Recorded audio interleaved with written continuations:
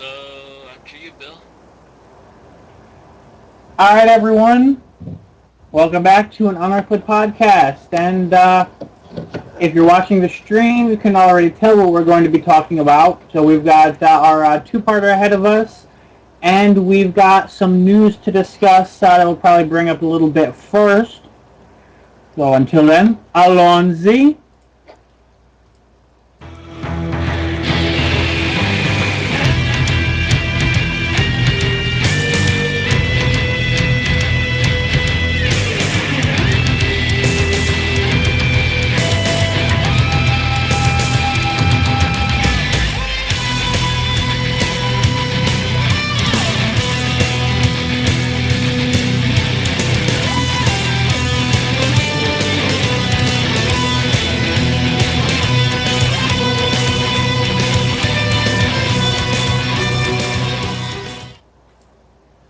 So before we discuss the actual episode, I imagine most of our audience was wise enough to watch this first, but if for some reason you like to start your Sunday day off with us and spend the rest of the day under a rock, new Doctor was announced this afternoon.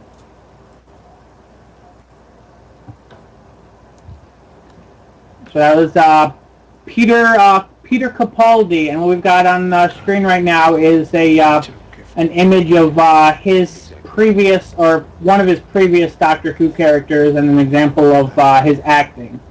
What do you want? We want your children. It's set like by half volume, so you can still keep talking. We will take Oh, okay. I figured I children. wasn't sure if I wanted everyone to hear it. What does it mean? Children. Well, I We will picked take up your when children. It goes back to him again, I guess. Okay. How far? A couple seconds. Yeah. There. But we haven't seen him actually play anything remotely like the Doctor There yet. might be a problem with the translation. They want to take them, like they did before, like the man did. He's coming back. He's coming back. No, Glenn, just wait. He's coming. This isn't him. Here's the man in the suit talking to the 456 there. I think we might have missed most of his lines when it was silent. There we go. Right there. Yeah. But yes, go on. Just trying to give everyone a chance to hear him, but... Well, they've had a chance to hear him now. Alright, but Peter... There's not really much given to him during these parts, to be quite honest. Well, he does a fairly good dramatic acting role here. There's one spot where close-ups you can see, tears in his eyes and whatever. But he's played.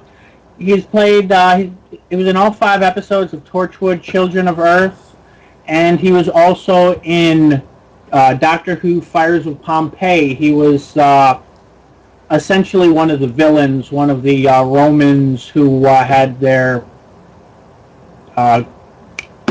clairvoyance and whatnot. Oh, The he one- was actually one of the clairvoyant ones, okay. Yeah, I didn't know that. He reveals something, like either that they're not who they say they are or something like that. No, I thought he's the one who names the volcano. As in he's on the ship when he rescues the family. The Doctor rescues the family and he's the father of the family. Yeah, that's what I thought. Right, too. the father was that's who the father was. He was like one of the one who's like, oh, women aren't proper sages or seers or whatever. No, that wasn't That's the father that said that. That was the weird psychic guy. Father was the weird psychic guy. No, he wasn't. The father of the family? No, he was not. No, if he had been, I don't think the Doctor would have gone out of his way to rescue him. Ah. Yeah. They were mostly just innocent victims. Okay. Mm-hmm. No, you're mixing two completely different characters I together. might I'm not be. sure which one's which then. Yeah. I'm not now. Neither am I. he played the father because he's the one who, at the end, sees Pompeii being destroyed and names a volcano. Okay, so he was the father, not the psychic. Gotcha. I'm pretty sure. Okay, so I have even less idea about him than I thought I did then. Yeah, but that kind of goes to say, I mean, I looked at this guy's body of work and I was not impressed by it. That doesn't say much, as I don't think I have been impressed by most people's body of work when they've started as the Doctor. I do want, this is potentially a humorous aside and probably says that this guy might have been cast a while ago, or it's just an accident, and that is that his most recent role in a movie was credited as WHO Doctor. And that was his role in World War Z as a doctor for the World Health Organization. I believe that is simply, I think you're looking too far into it. No, they actually labeled it that. No, but I think it's not meant like I said, it could be an accident, or it could just mean that he was cast a year ago. We don't know. We was never will World know. War Z made by anybody in relation to the BBC? I don't think so, no. Then it is a simple coincidence. Because nobody outside the BBC knew this. Okay. Well, there's also the fact that this guy Even was a if doctor he who was retired. cast prior to that role, he would have been under strict instructions to keep it under his hat. It kind of reminds me of when David Tennant was cast. I forget what the name of the show was, but they actually rewrote a script of him meeting somebody so that instead of saying the character's name, they referred to him as "Nice to see you, Doctor," because the character was named Doctor something. Actually, I'm trying to remember. Oh, actually, no. Yes, but by that point, the of it. casting had been made public knowledge. Right. And therein is the difference. I'm not sure if was that a BBC production. Does it really I think matter? To be honest, to be quite blunt a little bit. For this conversation, it does, because we were just discussing whether people outside the BBC would potentially know about it. No. If the casting's already public knowledge, they can do what they want. But but prior to this, the only people that would have known would have been in the BBC production house. And trust me, if he had broke that, he wouldn't be the Doctor anymore. Mm-hmm. It's like casting a new Stig for Top Gear and having the guy come out and announce that he's the new Stig. You don't do that. Not unless you want to get lynch mobbed and cast out within one episode. Or, driven off an aircraft carrier. Okay, well, I think what I'm referring to might have been. Well, let me see what Tennant played before I say it out loud and make a fool of myself.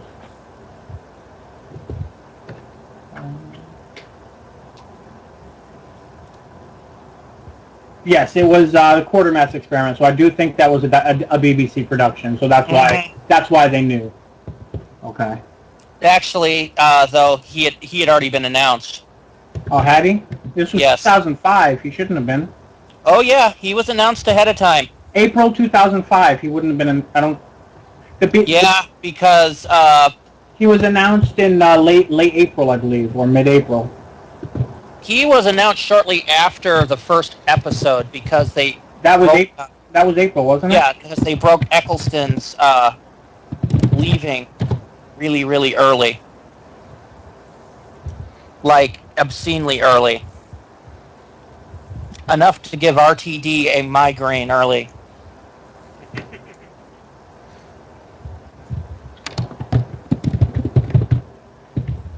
Which we all covered last week, if you recall. Yeah, there was Eccleston's leaving was announced on March 30th, so that would definitely have been too late for something that was released on 2 April to have script rewrites and been refilmed. So Mark Gatiss knew and he was involved in it, so that's probably where the changes came Yeah, from. most of the Quatermass people were also in the Doctor Who production Right. area. So yeah, that's World War Z is a completely different production, so... right.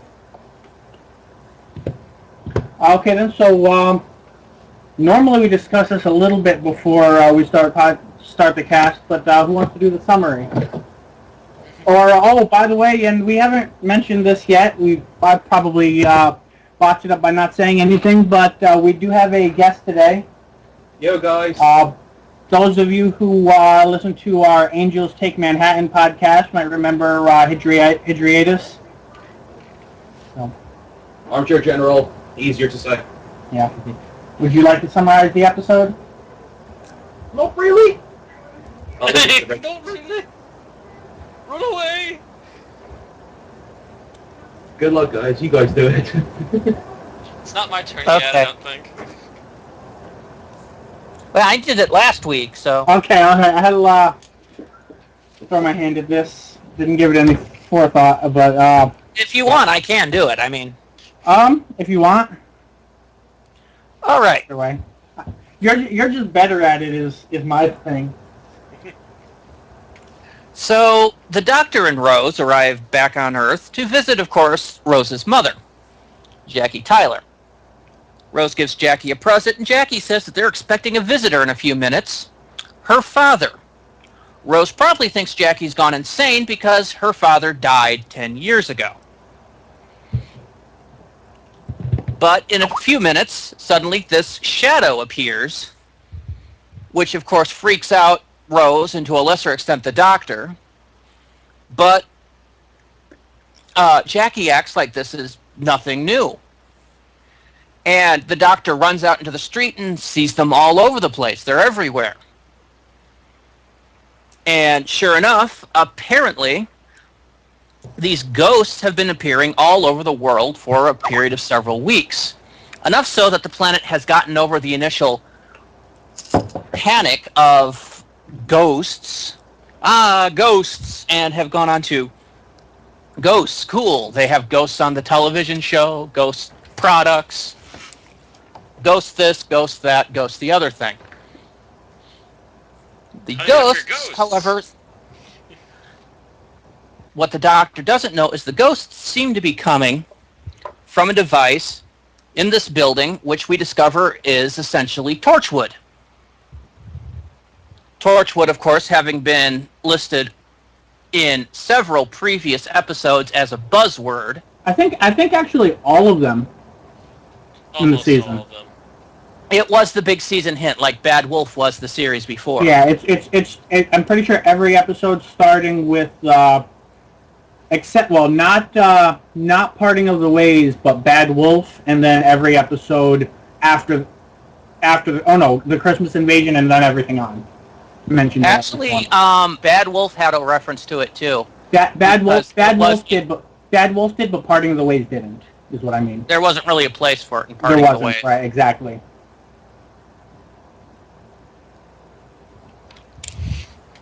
So they're creating this thing called a ghost phase, and as we're watching on Torchwood, some very weird things are going to be are happening. Two people wander off into a side area that seems to be under construction, and as they're there, one of the big plastic tarps come down, and behind them we see a brief image of a Cyberman. Cut back to the Doctor, who has decided to research this whole enchilada and is basically out creating devices, has Jackie with him in the TARDIS as they pull out these devices to check on what's causing these ghosts. The Doctor, messing with this, sets off an alert in Torchwood, and using these security cameras all over London, they home in on the TARDIS. The director of Torchwood is delighted and sets up a welcoming party for the TARDIS, who's on the way there. The TARDIS arrives, the Doctor comes out to a whole bunch of cocked guns, but then the director shows up behind, clapping her hands, and just seems absolutely thrilled to see the Doctor. After a minute, the soldiers put their guns down. The director asks for the Doctor's companion as well, knowing his history. And the Doctor produces Jackie Tyler, whom he claims is Rose after an accident. The director takes this at face value, and they go on a little tour of Torchwood. Rose reaches into the doctor's trench coat, which he conveniently left behind, and pulls out the psychic paper, hoping to use it as an access way to get into the rest of Torchwood.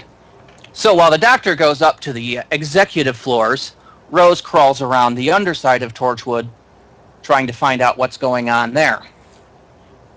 The doctor discovers that Torchwood is behind the ghost shifts and are actually causing them, and that one is due in a few minutes.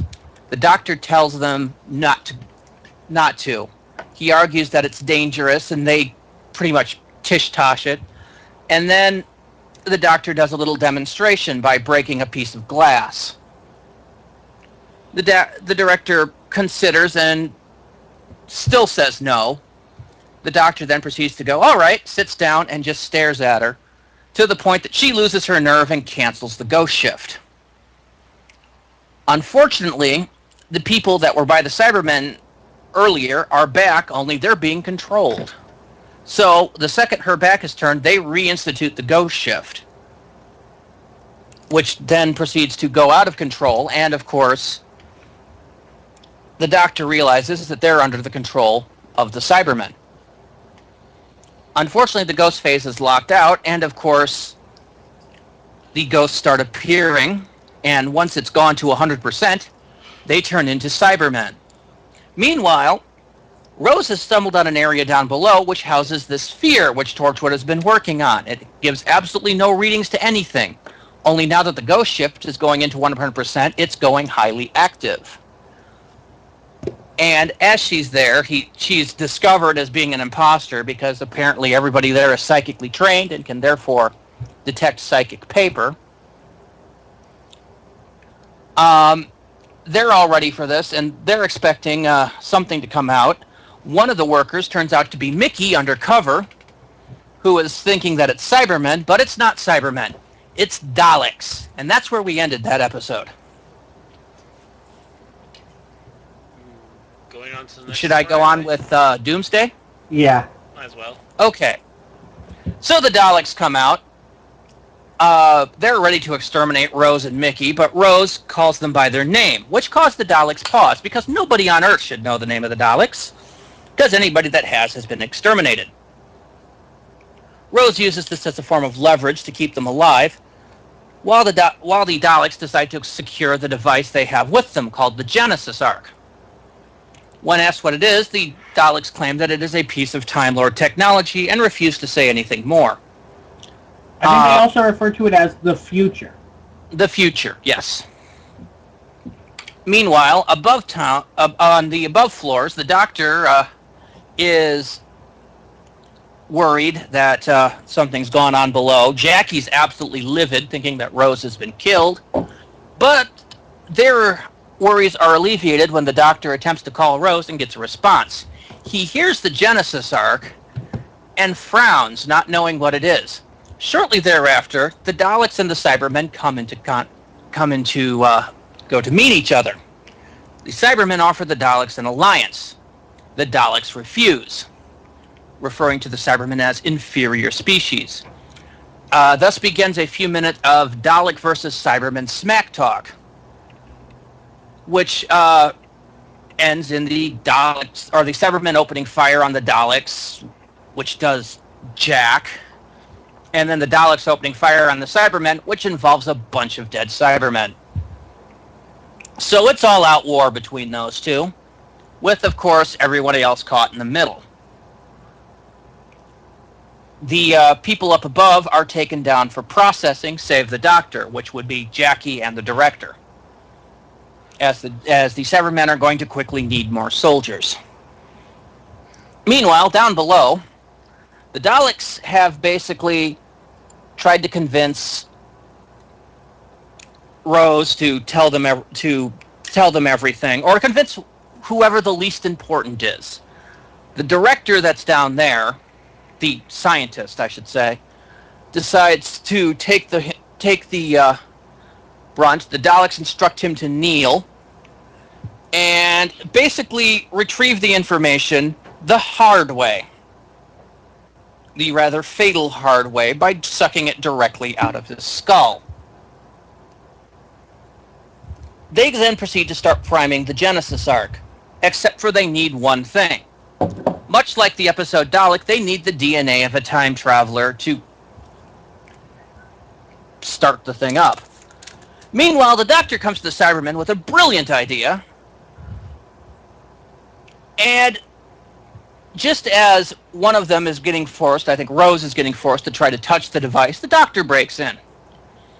A little bit of Dr. Dalek banter comes in, and then, at the flick of his sonic screwdriver, we get breaking in, not only from the Cybermen, but from Resistance, from the other dimension, Pete's world, where Mickey came from. Because Pete is there, and he's made a deal with the Doctor, and the Doctor's made a deal with the Cybermen for the moment. There's a few weapon blasts, and the Doctor has reconfigured their blasts to actually go through the Dalek shields. It's a short-lived thing, but it does allow the Doctor to get Rose and Mickey out of there. However, in the process, Mickey is shoved up against the Genesis Ark, causing it to turn on. The Daleks have achieved their goal at this point and start to work their way out to the skylight, I guess, so they can leave. Meanwhile, the group go to pick up Jackie, who had managed to escape from cyber processing due to the fact that the cyber leader had been killed and they needed time to build a new one. She's stumbling through various portions of the Torchwood infrastructure and unfortunately runs across two Cybermen, who are promptly gunned down by Pete. After a exceedingly awkward moment, there's a nice reunion there of sorts, as the Doctor then decides on a final plan to stop the Daleks and the Cybermen all at once. Everyone is sent back to Pete's world, except Rose, who then goes immediately back to help the Doctor. They set up by reconfiguring the ghost phase and turning it all the way up. They could suck the Cybermen and the Daleks, who are now in the numbers of millions because the Genesis Ark was a Time Lord prison, bigger on the inside, and is now spewing forth millions of Daleks onto the Earth, sent to seek, locate, and exterminate. The Doctor does this, but Rose fails to lock her end of the device, forcing it to start going back, closing the zone prematurely. So she goes back and shoves the lever forward, locking it into place this time, but she's shortly thereafter almost sucked into the void. Pete appears at the last minute, grabs her, and sends her back to his world. Just thereafter, as this portal is sucked into itself, closing the rift and trapping Rose in the other dimension. Almost as an epilogue to this is the fact that a few weeks later, or a couple months later, Rose hears the Doctor's voice and follows its trail all the way to Norway, where there's a brief holographic goodbye scene between the Doctor and Rose. Just as the Doctor is going to tell her something, he fades away, leaving him crying in the TARDIS and her crying in the middle of Bad Wolf Bay in Norway. As the Doctor's crying, there's a noise. He turns around, and there is a bride standing in the TARDIS as the intro to the upcoming Christmas special. I think that's about it, don't you? Yep. Pretty much. There's basically three different stories that this movie is telling. One is the final ramp of setup for the next spin-off show that's coming out in, I forget how long, a few months, a few weeks, something to that nature. The other is effectively Rose and Mickey graduating from companion status and going on. And then the third being a fanish brawl between two classic monsters. Oh yeah, you could tell RTD at this point is just like, I've got it. What we're going to do for the finale. Daleks versus Cybermen. You can almost hear him maniacally giggle as he's setting apart to write this. He's been waiting since he was sitting on his parents' couch to see this fight.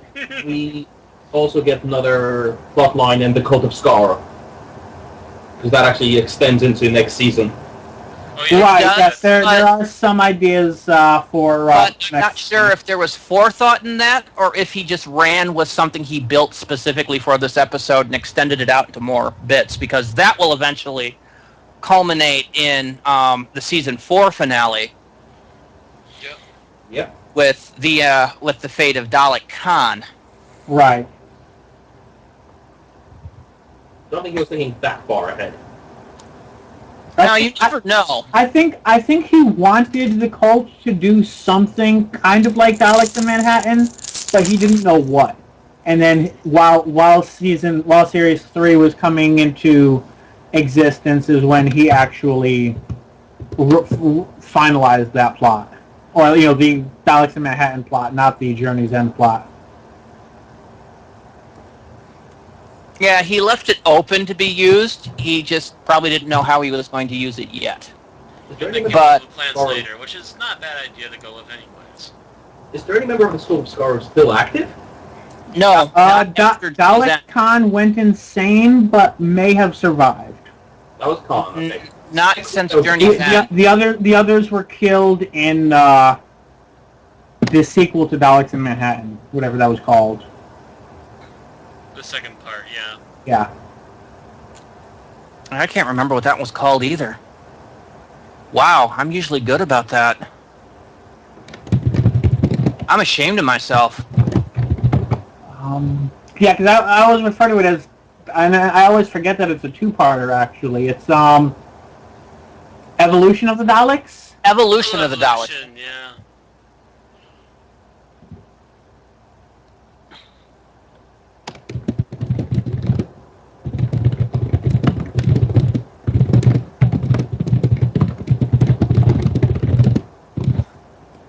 Loud typing is loud. Oh, is there coming through the stream? Yes. Yes. That should be the last of it.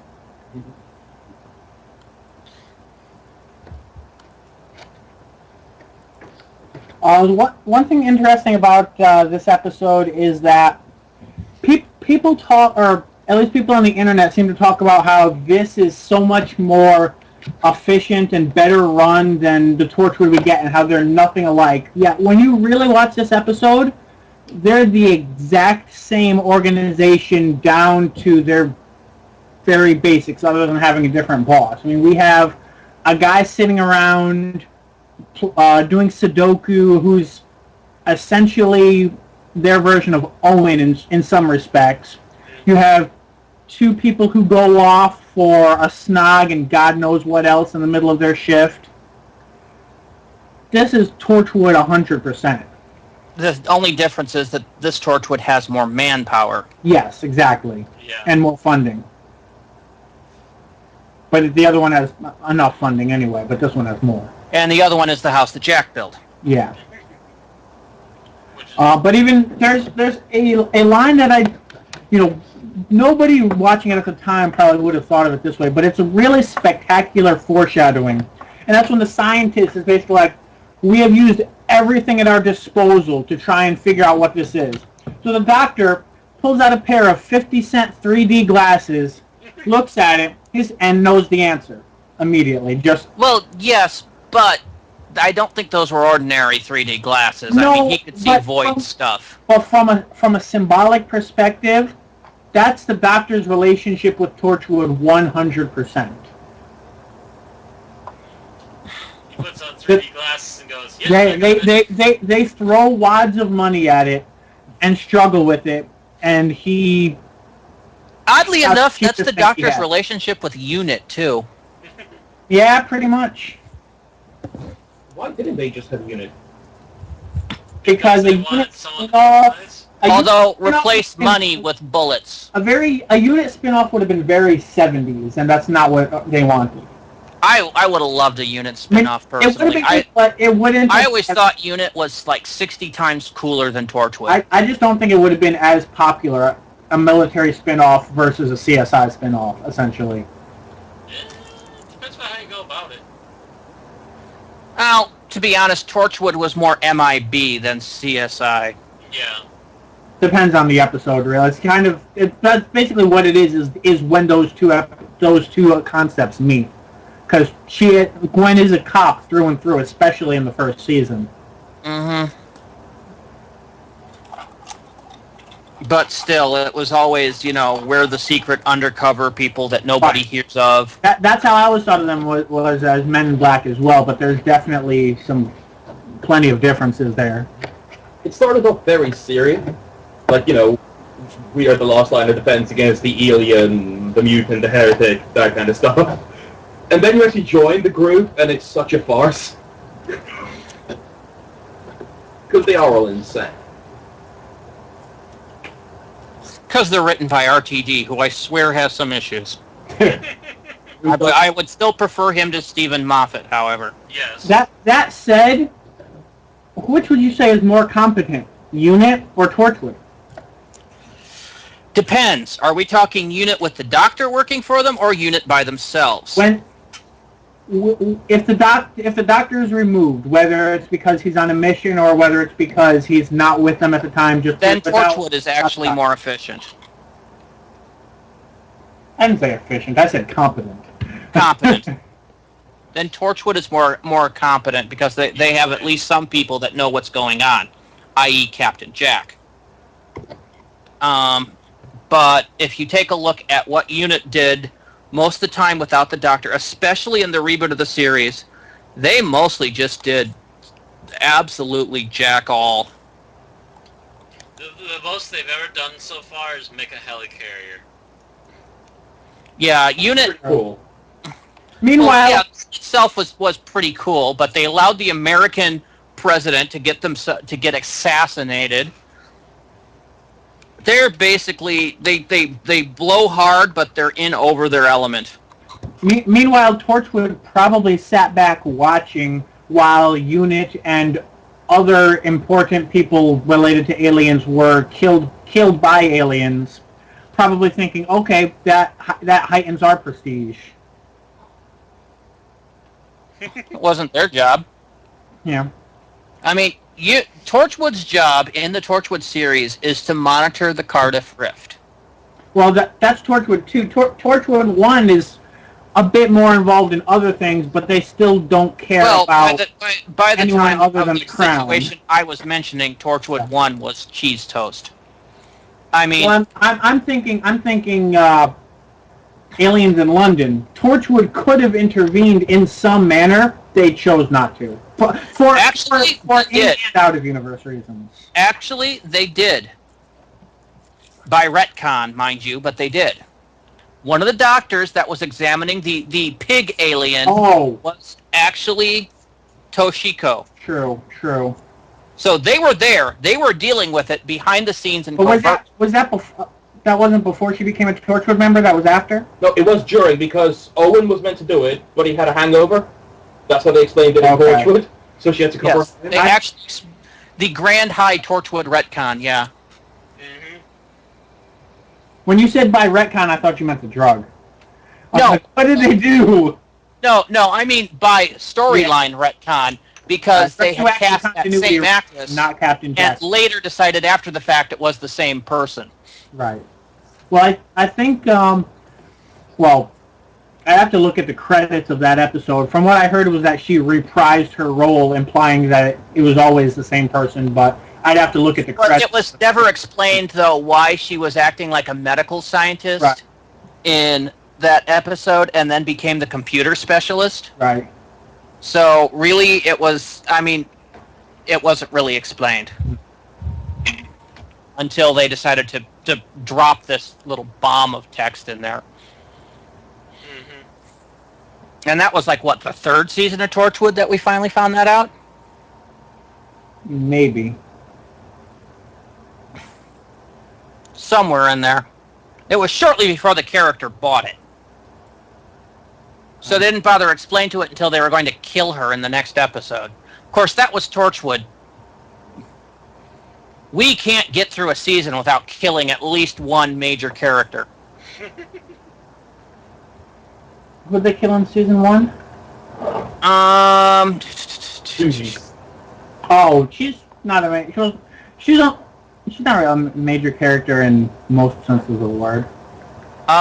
Technically, I thought somebody else bought it in season 1. No. Jack? Jack. Well, not bought Jack. buys it every time. Jack doesn't count because he dies all the time. When did Owen die? He died end of season. I'm not talking final death. I'm talking coming back as this repeated dead guy. He died twice in season 2. Okay. Basically, season 2 ended with Owen and Tasha's death. Season 3 started with Yanto with Torchwood being a 3-man team. Season 4 started with Gwen as the only member of Torchwood. Yep.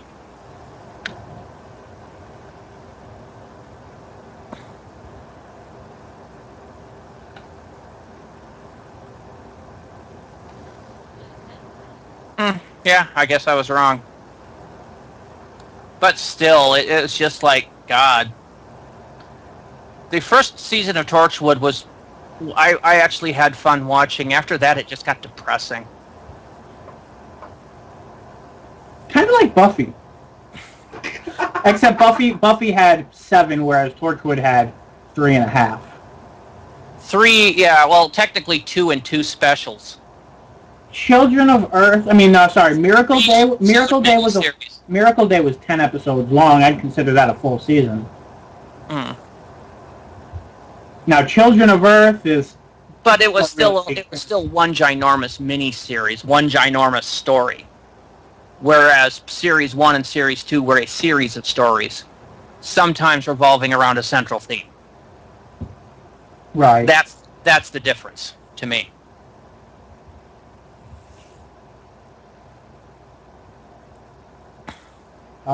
The second essential story in this episode before the Daleks and Cybermen is it's interesting. If you watch the episode, I imagine it's obviously there are other reasons why comedic and such reasons why the Rose and the Doctor were separated. But when you really watch, Rose is essentially doing everything the Doctor would do in her situation, except that she does not have the hundreds of years of experience that he does. Yeah.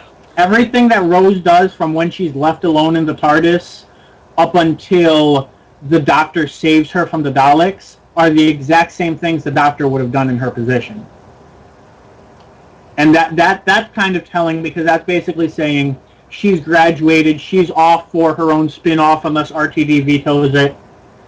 And really, a lot of it was the same thing that she tried to do against the Sycorax at the Christmas special when the Doctor was incapacitated, only what we're seeing here is a difference of how more confident and how much more of an idea she has to do it.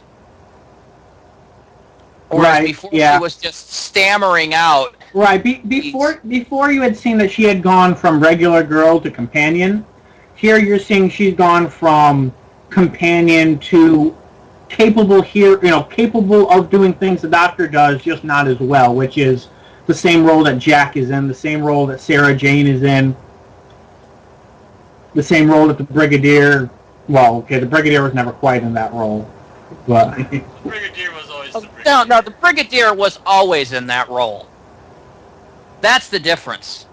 Only his response to things was a little more military.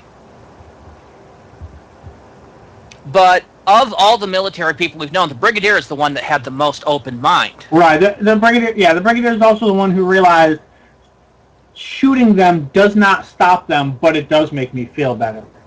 Well, shooting them does not stop them. It does occasionally slow them down long enough for us to pull out another solution. True. I kind of like his attitude in Battlefield, where he's like, we need to stop this thing. Shoot it. Well, nothing ventured, nothing gained. Yeah. If I didn't shoot it, I would have wondered all day if shooting it would have actually stopped this one. I wonder if Unit has like a betting pool. Like odds of the next alien we run into will be affected by bullets. I got 200 Well, on the Unit not by to this be point affected. has apparently evolved beyond that, considering, they're got their own frickin' helicarrier. I mean, Unit obviously became RTD's vehicle for the equivalent of S.H.I.E.L.D. Except that S.H.I.E.L.D. is, I believe, specifically an American secret force, whereas UNIT is international. Although, you notice that shortly after their appearance in this one, the anagram got changed to United Intelligence Task Force instead of United Nations Intelligence Task Force, because this time the UN actually sent them a message to knock it off.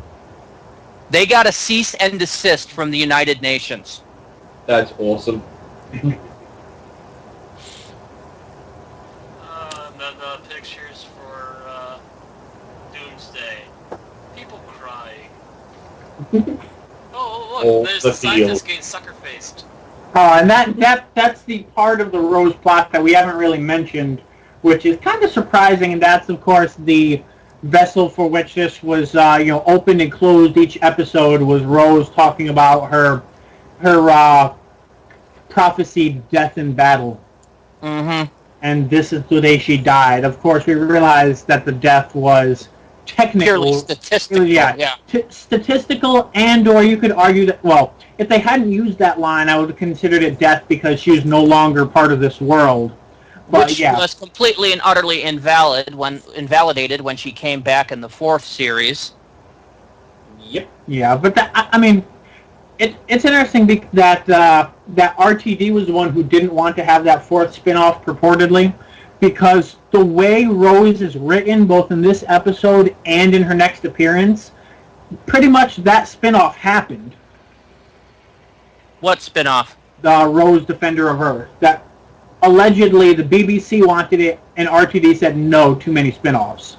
Because at this point there were 4 Doctor Who shows. I think the problem was the BBC said they wanted this, and he said, no, I've got too much on my plate. Yeah, because he was running 4 Doctor Who shows at this time, although one of them only had one more season.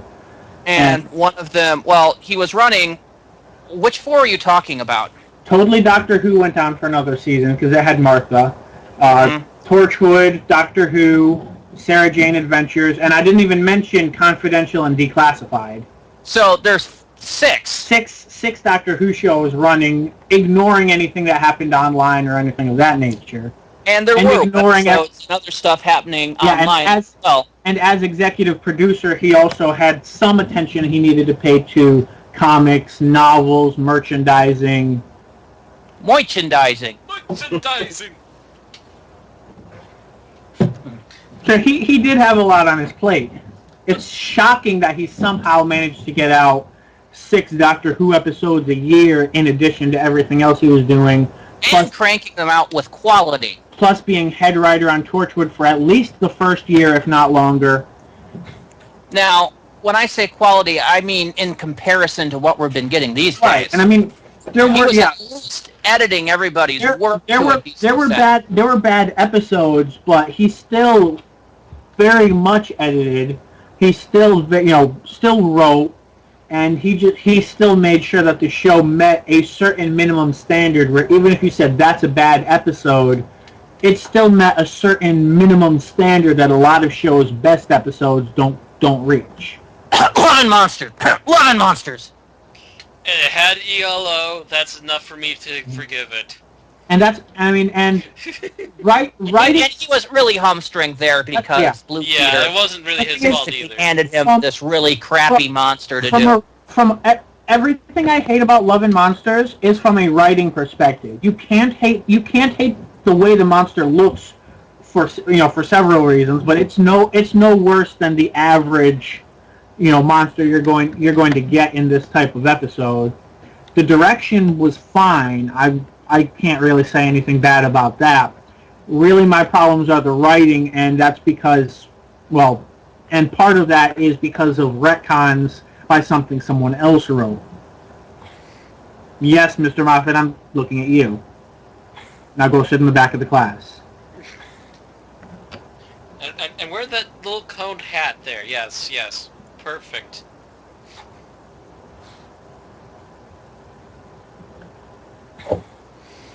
But yeah, most of the episodes were decent. Some were bland, but most were decent, and most revolved around the theme.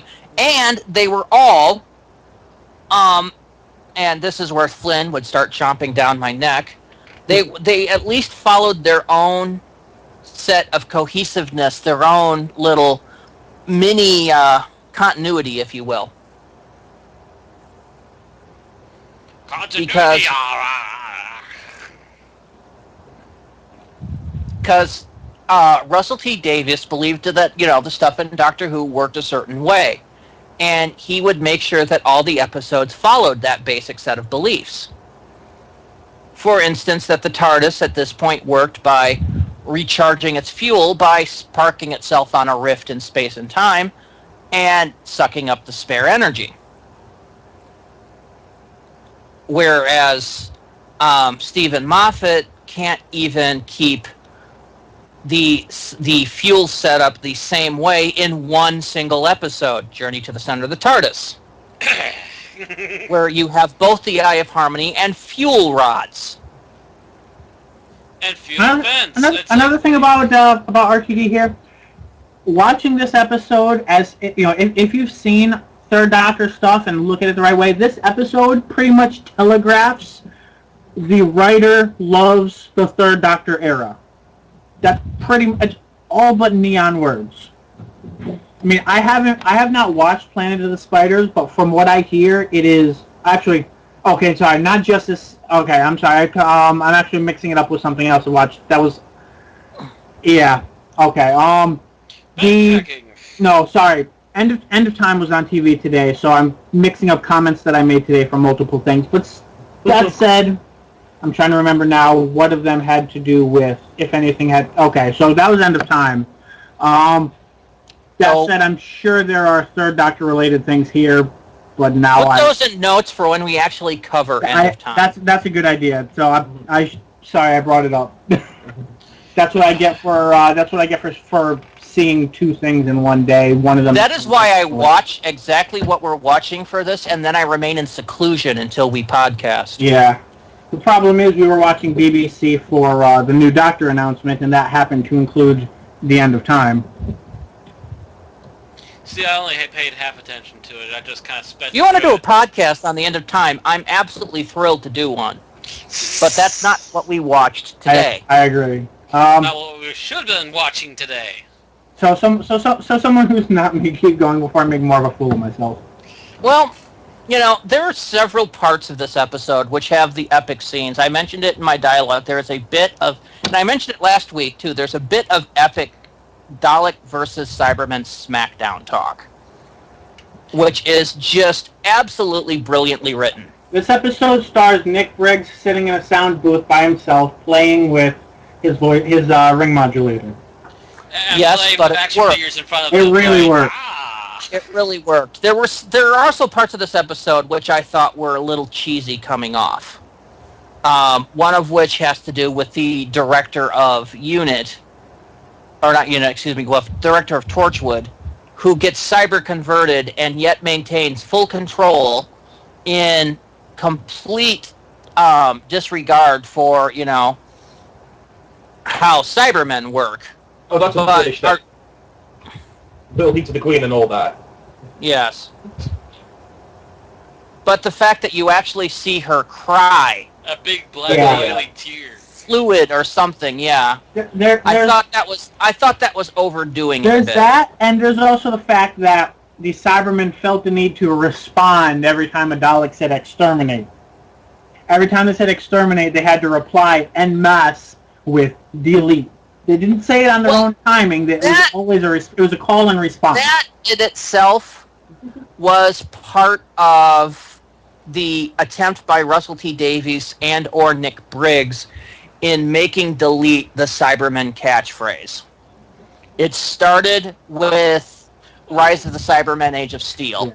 But I mean, I can see that, but followed through into this. We haven't really heard it since. But having for which I am thankful. A call and response does not a catchphrase make. Well, not if you're on opposing teams. Like a call and response between Centaurans, where there's an inciting phrase and they respond with Sontar Ha, that could work. But a call and response with your enemy, not as much. A call and response does a theme make, but I'll ever discuss that if we ever wanted to talk about Batman the Animated Series. Something to consider for the future. Anyway, No, it was mostly because the fact that, exterminate had become pretty much the Dalek tagline. Every time you see a Dalek, you expect it to scream exterminate. I'm not sure when this began. I mean, if you go back to... Apparently it started, apparently it was actually a fan-made thing because the Daleks had not actually straight up said the word exterminate by the time fans started expecting them to chant it. So it was Really? They had said, exterminate, something will be exterminated and such, but they hadn't actually chanted the word exterminate until after fans started expecting them to, and then it was... Yeah, no, but I'm trying to remember which episode did it actually start becoming, because I know it's there for Remembrance. I think actually the first time it might have been Dalek Invasion of Earth. I don't know. I don't think they said... I don't think they used straight up exterminate there. I think did, they and used if they more didn't do it for the exterminated. And the thing is, though, that the British populace loved the actual way the Daleks said exterminate. Right. It exterminated. So, I think it's just... I haven't seen Evil of the Daleks. I don't remember if it was used in Power. I'm thinking it happened somewhere in that hiatus where the Cybermen became the lead villain in Doctor Who. So essentially the Third Doctor era is when they actually started chanting exterminate. Mm-hmm. Actually, and if of course, I may interject, please. As I've tried to do like 3 times now. I don't know about... Again, I don't know for sure about the TV show, but again, I have the Dalek movies, and they definitely used exterminate a couple times during the Invasion of Earth. Okay, so it might have been something that followed through from the movies. I could see that. And actually, it was I think it was, what was it, the first one, Day of the Daleks, which they were still using the movie Dalek props. The actual Dalek casings from the movie. Mm-hmm. And that was the first time we saw it in color, so we knew that's what they were using. Right. But, yeah, because there was, I think Power and Evil both had their own kind of custom Daleks for a lot of that, because they had to build the Emperor. Right. And then there was the big hiatus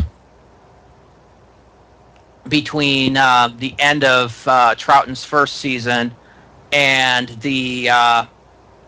I think it was the second or third season of Pertwee. Day of the Daleks, who was the companion? Season. What? Day of the Daleks, who was the companion? Sarah Jane, I believe, was the next No, time we it's not. saw this. That's Destiny Daleks, Matt. Because they didn't have a flying TARDIS. I mean, yeah, you know what I mean. A time-traveling TARDIS. No, wait, that's right. There was... It was either Liz or Joe. Joe. Yeah. If it was Joe, then it would have been third season. Because there was no Master in that episode. It was the beginning of his third season. It was... And in the beginning of his fourth season, that had... Because this was before the Three Doctors, and that was... Okay, so the first season of the Third Doctor, season 7, was Spearhead, the Silurians, Ambassadors, Inferno. That was the Liz era. Right. Then we had Joe, and we had Terror of the Autons, Mind of Evil, Claws of Axos, Colony in Space, and the Daemons. Then we had Joe for another season, which was Day of the Daleks, Curse of Peladon, Sea Devils, the Mutants, the Time Monster. And then it was the beginning of his fourth season that we got the Three Doctors, and then Frontier in Space and Planet of the Daleks, which both had Daleks in them. He had 5 seasons? Yep. Yeah. That's what threw me off for a second. 70 through 74. Okay. That didn't sound good. That's awesome. Be right back. All right. Barely happened.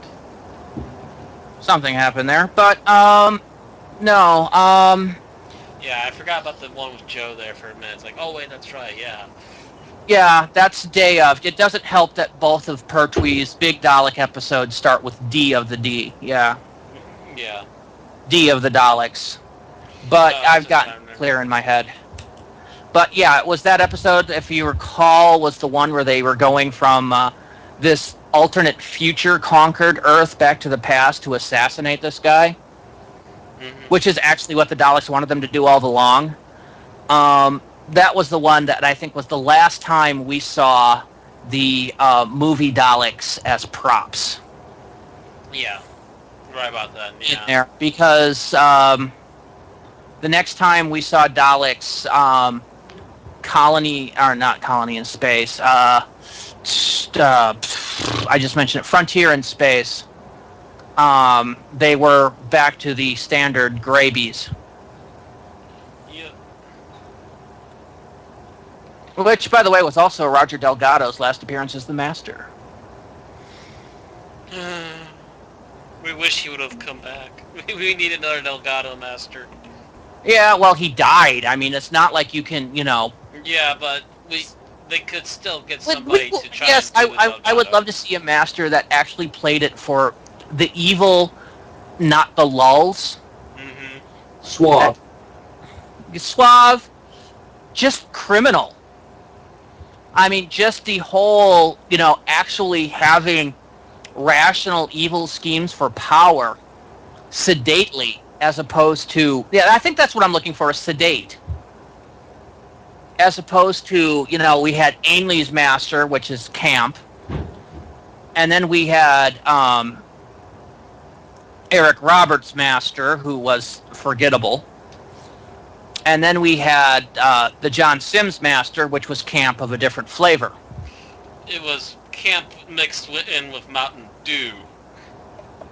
It was, it was 80. It's recent Who, which is Sugar Rush.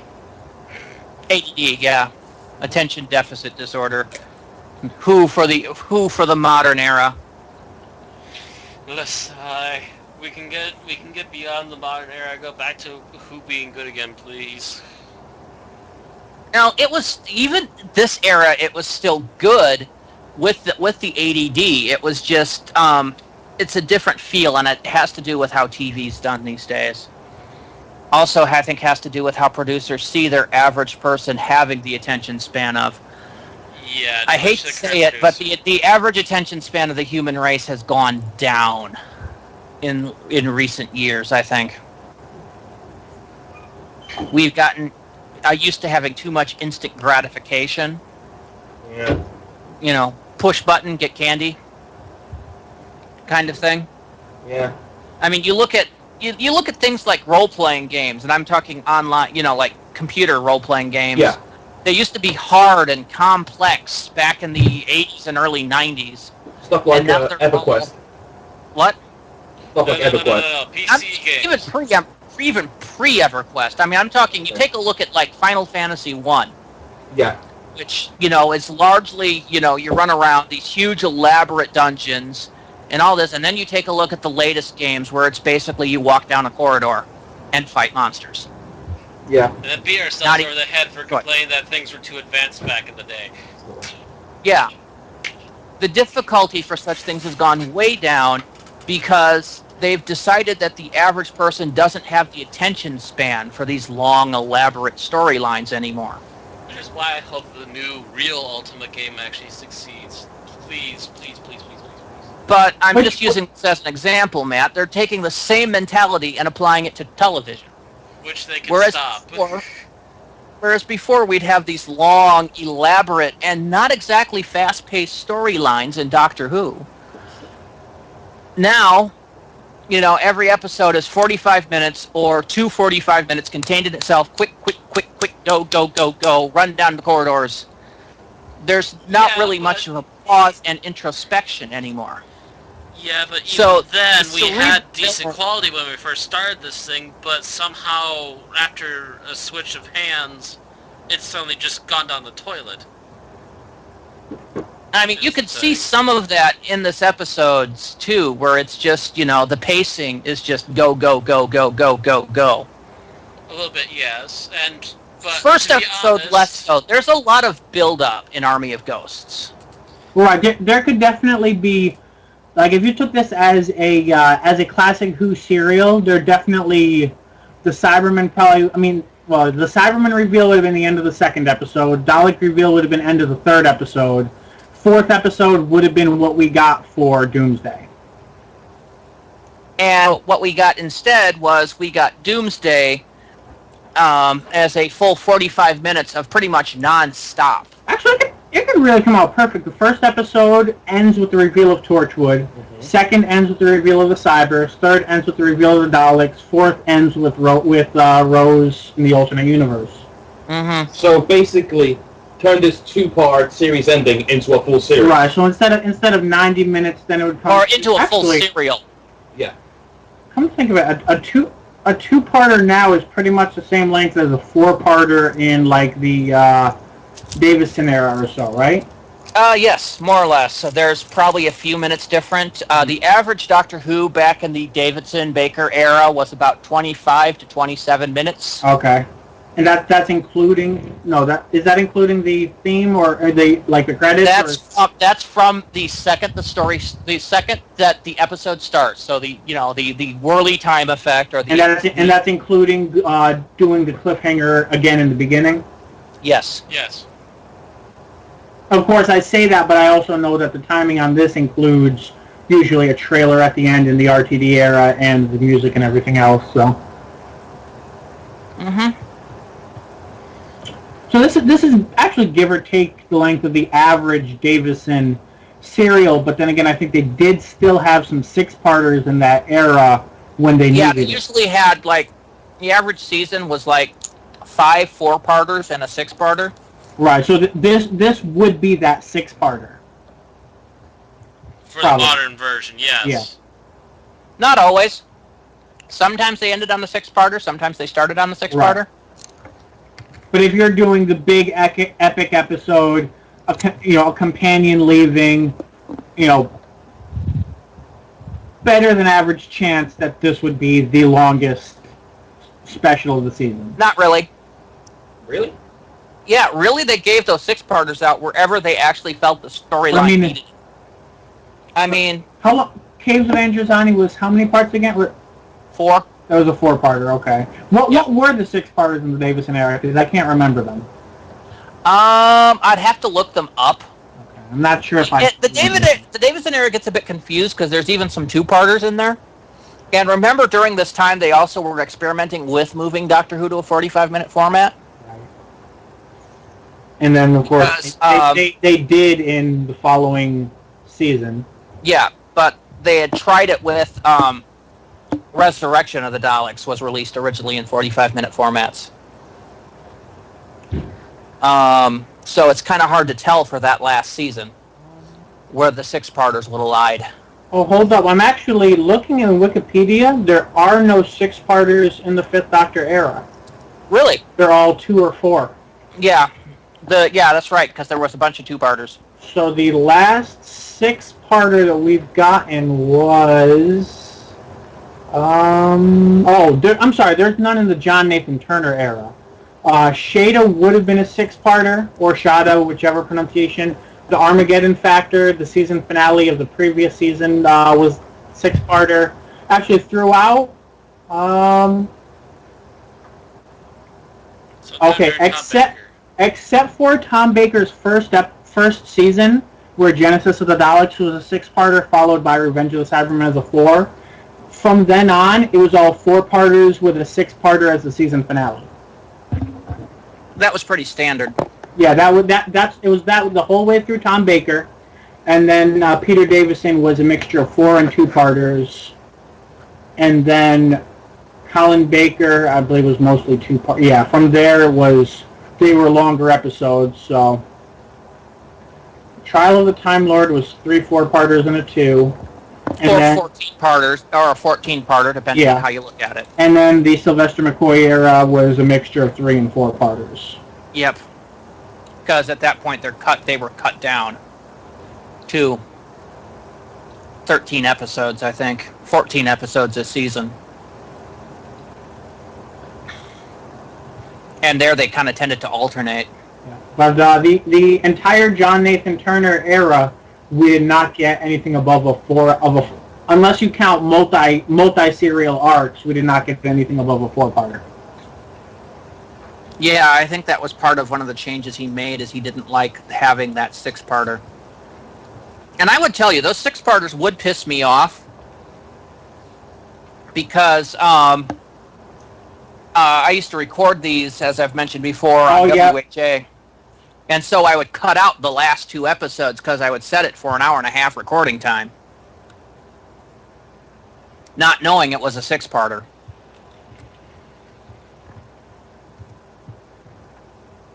Yeah, 6-parter enemies. The last one was the Black Guardian. Before that was a double enemy serial. Talons of Wing Chang, I still haven't seen. Seeds of Doom. You really should. Yeah. It is really kind of that era at its finest, the Holmes era. I'm trying to get my attention.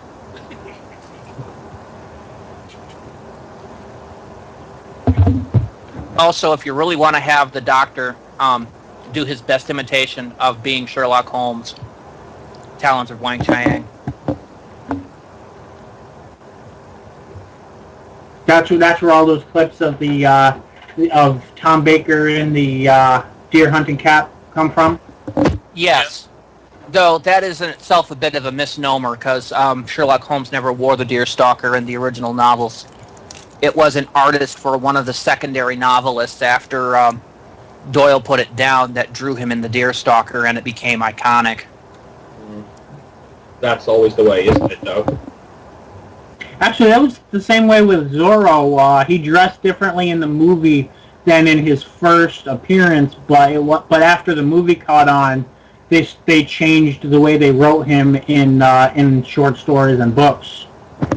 Conan Doyle never wrote him with the deer stalker. It was always the secondary authors that did it. Right. And of course, any actor to portray the role thereafter, until I think Robert Downey Jr.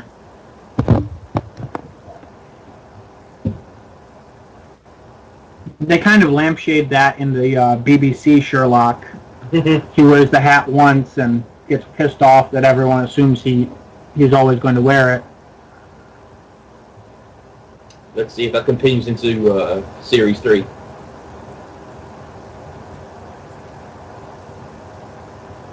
Anyway, I think it's time to drag this back on topic. We left Doomsday behind like half an hour ago. Kind of, sort of, yeah. Yeah, I keep trying to herd us back, but it's like Herding cats. Moving on. Yeah. I'm actually good at herding cats, so I was trying to find a different analogy. Now that's a skill that should go on your CV. Well, it kind of does. He runs I can train cats. Does that count? He's part of a convention management every year. That's very like herding cats. Exactly.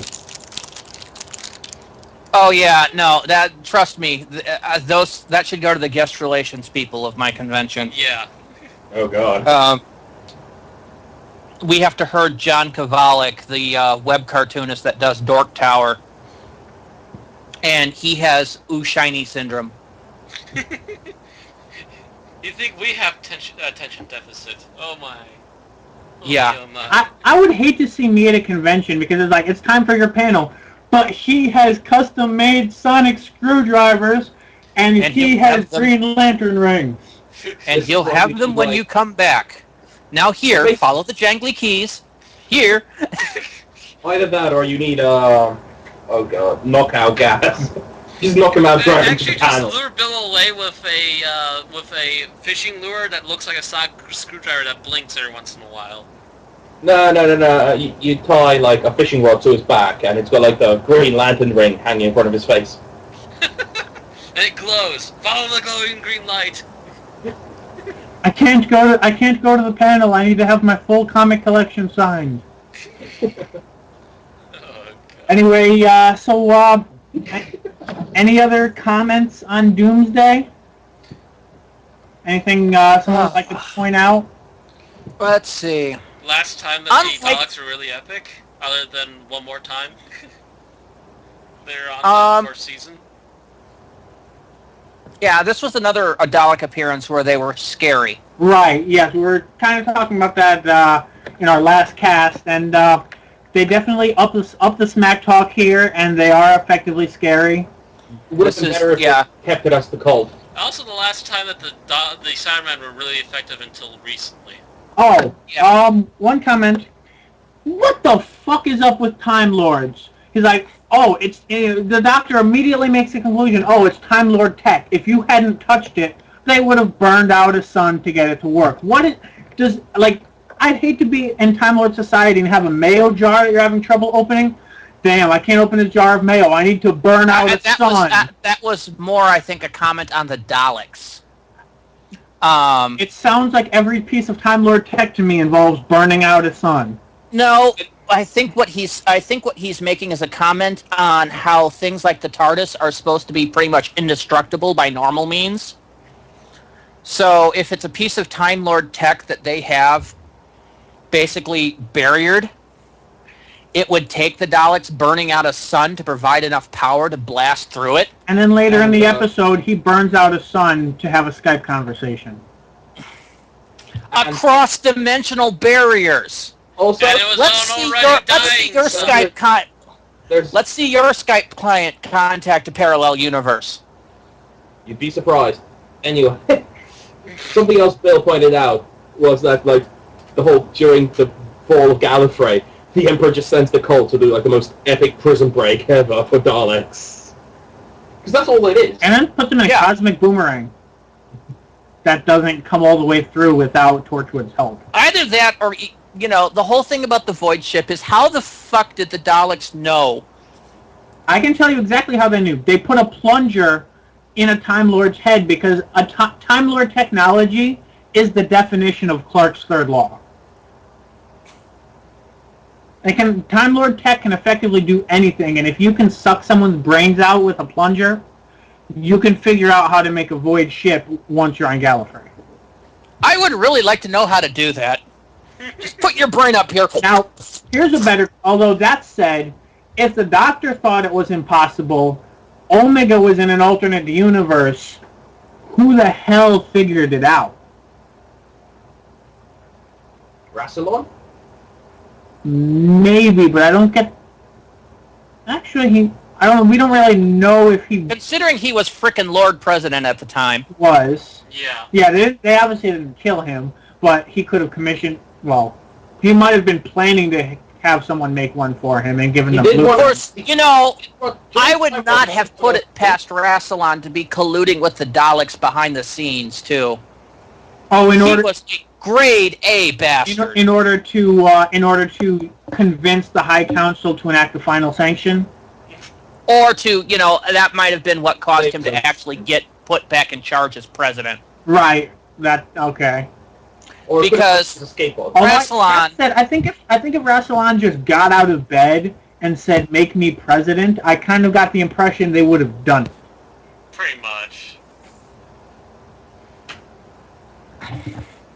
He is the most powerful Time Lord they've ever had outside of Omega, and Omega's kind of pissed. Well, yeah, you got to remember, though, that there was always those little background things about Rassilon being not as good as everyone remembered him to be. And, with the Time War and him trying to escape, maybe he had the Void Ship as an escape pod, and the Daleks stole it. No, it didn't seem to be Time Lord technology. Of course, they never raised the question on how the Daleks managed to figure out how to create one. True. So there goes. Yeah, that's where Although it's big and circular, it makes me wonder if they stole it from the Santarans and converted it into a void ship. They took a Dalek bump and inflated it. Daleks learn stuff by eating brains. Huh. Yeah. Daleks are mind flayers. Or Space Marines. Fuck you. Daleks are Space Marines. He said it. No, I like the Daleks are mind flayers. They do have the tentacles if you take out the outer casing. And Daleks did turn into one. Daleks did turn into an illithid. Pretty much, yes. If he had done it with a Time Lord, he would have had the psychic capabilities. And 1,000 D&D players now know how illithids were made. Thanks, Doctor. Thanks. Actually, yeah, it's... Considering even in the timeline of D&D, illithids come from the future. They come from the end of the universe and they travel back in time. That's official. Illithids are from an alternate universe where the Doctor did not use the moment. The Daleks enslaved the Time Lords and combined themselves into one race. Pretty much. And they're coming from the future to the past. So basically, they're Dalek, Time Lord, Toglophane hybrids. Yes. I feel like the Master is somehow behind this. And this just in. Master found to be behind the Illithid menace. Or the Master and Davros finally work together. It was all a plot to kill the Doctor. Film at 11. Oh dear. And film at 10. Cthulhu summoned. Whose fault And is it now? you hear that sound? Cthulhu That's is Dave Arneson spinning out in Lake Geneva. Cthulhu is canon in Doctor Who. They have mentioned the Cthulhu mythos. They've mentioned Yes, it, but they have not the shown old ones are in the novels, I believe. Yog-Sothoth is mentioned by name in one of the episodes, I thought. In all? No, they don't mention him by name. Okay. That the novelization mentioned him directly. Right. Okay. I believe Abaddon from Torchwood is considered to be an old one in Doctor Who canon. Yeah, but there's a lot of really weird stuff in Doctor Who canon. Like the Yes, there is. Like the what? Carrier Knights, the witches, Yes. operate on a completely different level of reality to anyone else. Well, yeah. As long as it rhymes, it works. Oh, In rhyme. there is one other thing I want. I want a statement from Bill that I was right. Oh. This episode, a Dalek deliberately commands a guy to kneel. And he repeats the monosyllabic command to kneel, yes. You are right. No! Not like that, Oh, great, flamboyant. it's Lauren. Hello, Neil. Nice to meet you. I am a fan fiction writer, as been known, and Bill has been proofing my latest work. And in there, I basically have the Dalek command somebody to kneel, and when he doesn't, he barks it out again louder. And Bill was like, "I've never heard this happen before." Yeah, I never thought that a Dalek would repeat a monosyllabic command. I would just think it would be, "You will kneel, you will kneel, obey, obey." But sure enough, in here, they say it, and then he barks it out again. So I feel justified now. Yeah. Thank you, RTD, for justifying my command, the command.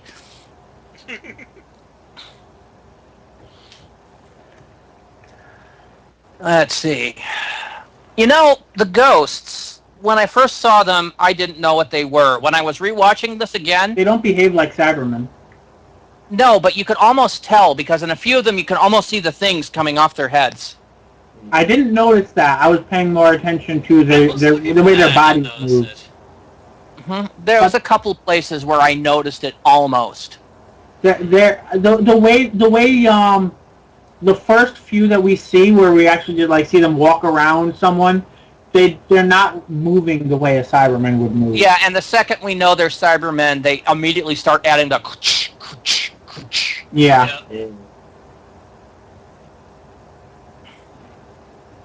Well, then again, the thing to bring in the ghosts is at 100% at that point too. So I have got to say that I like the effect that they used when the ghosts became Cybermen. That was done pretty well. Oh yeah. That fade end. Now let's talk about the reappearance of Mickey in this. Mickey said something he would never have said before Rise of the Cybermen. Which is? The Doctor is good. Yeah, I like the fact that when he's like he's like Mickey, back at you, boss. It's just like yeah. There's no hard feelings there. Yeah, he's like, so you're sending the Daleks and the Cybermen to hell. I told you he was good. And I'm sitting there like, Mickey told someone the Doctor was good? Again, Mickey has obviously evolved into a much better character at this point. Yeah, we saw the beginning of his evolution in the Rise of the Cybermen Age of Steel, where he elects to stay behind. And I believe the confidential for that one was From Zero to Hero. It was. And so now we see him half a season later, and he is obviously taken that to heart. And that fits into what I was talking about before about how the Doctor's companions for this season are essentially graduating from companionhood to being heroes in their own right. Now, really, that's a theme that's further explored in season 4 when they start being referred to as the Children of Time by the Dalek.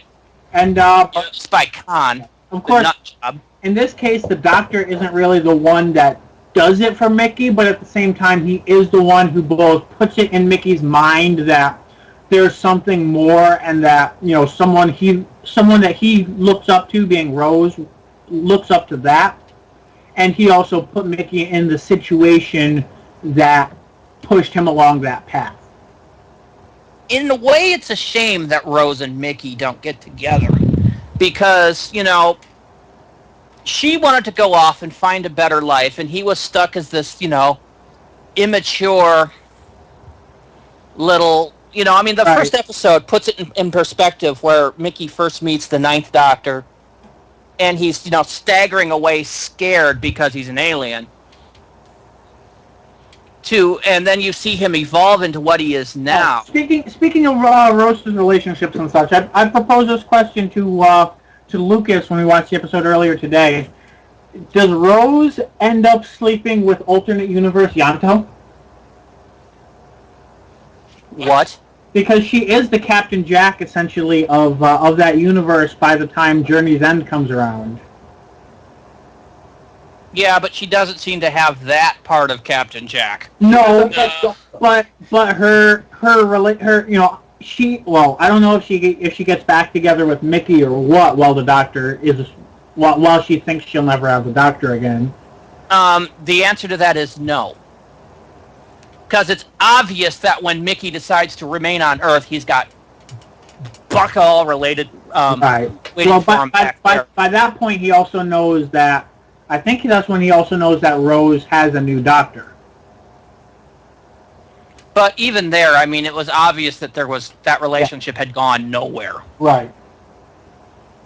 So I don't think... That's why I'm wondering if they kind of cooled it as a couple for a few years and then decided this isn't going to get anywhere, or if they just did their own thing and then met back up a few... Actually, yeah, Rose is kind of doing her own thing in Turn Left, and Mickey has nothing to do with it, so...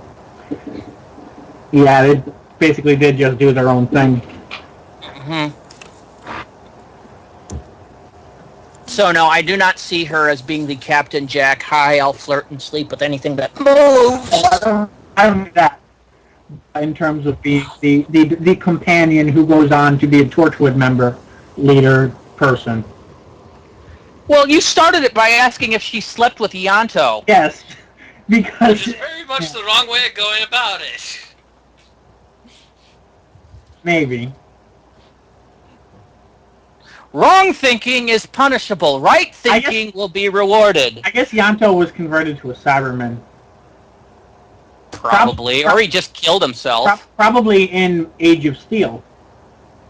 Yeah, well, a lot of people were converted to Cybermen in Age of Steel. So in the episode where all of London was tortured to death by the Doctor and at the Doctor's command. Huh? What? Basically, the way that they beat the Cybermen in that episode was to emotionally torture everyone until they died. Well, technically, according to the Doctor's mentality, you've been cyber-converted, you're already dead. There are much better ways to go than to die of the horror of your own existence. Yeah, but it's also but he was kind of pressed for time at the moment. Yeah. And kind of needed to stop them one way or the other. Oh God! What? So something Bill found. He was responding to a random Facebook post that someone made, and he decided to be loud about it. Let's just know. Yeah. This is also the last appearance we see of Jackie Tyler until Journey's End. It's notable that this is the first time that Jackie Tyler, the real world Jackie Tyler, has appeared since the Christmas Invasion. Or no, she might have been at the beginning of. She might have been at the beginning of New Earth. She was the beginning of New Earth. Yes. So basically, she opened and closed the season, but she definitely wasn't in it the way she was last season. That's because there weren't any actual... After getting bitched in the previous series that there were too many episodes in Modern Earth.